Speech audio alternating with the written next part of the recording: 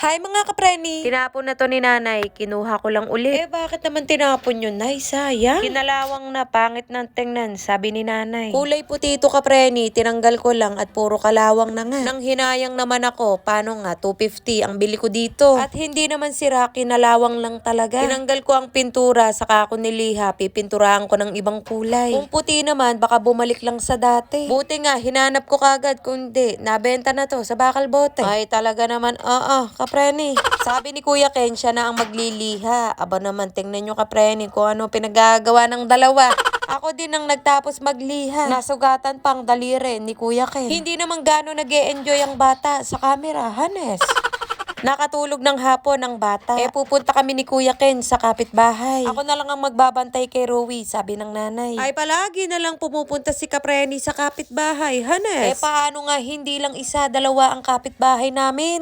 Kaya sinasabi ko lang sa inyo Kapreni. Kaya madalas ang content ko ay handaan. Katulad niyan, nag-birthday ang tito ko. Binlag ko, baka magtampo. Ba't sila binlag mo ako hindi? Ay parang mali ata yun.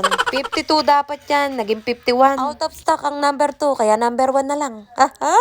Bumata ng 1 taon ang nag-birthday.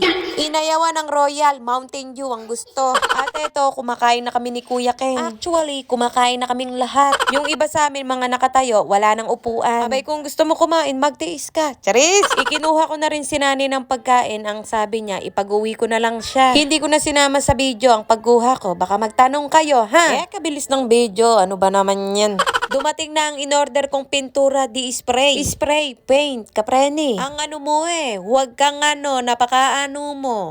Nung isang araw pa nga to diniliver kapreni, ngayon ko lang binuksan. At 2 araw pang nakalipas kapreni bago ko tinry. Kahit tamad ng katawang lupa ko, ewan ko ba kung bakit, tingnan nyo ang paligid ko. Budang di ba? Ang mga nakatira ditong tao, di mo malaman di wari maglinis ng paligid. Ang alam lang nga magluto't kumain. Pero ang totoo nun, inunahan ko na kayo. Advance mag-isip yan si Kapreni. Halatang hindi marunong si Kapreni mag-spray, Hanes. Medyo malayo, hindi malapit. Kumulay naman siya Kapreni, kulay itim. Talagang kulay itim yan at kulay itim yung binili mong kulay.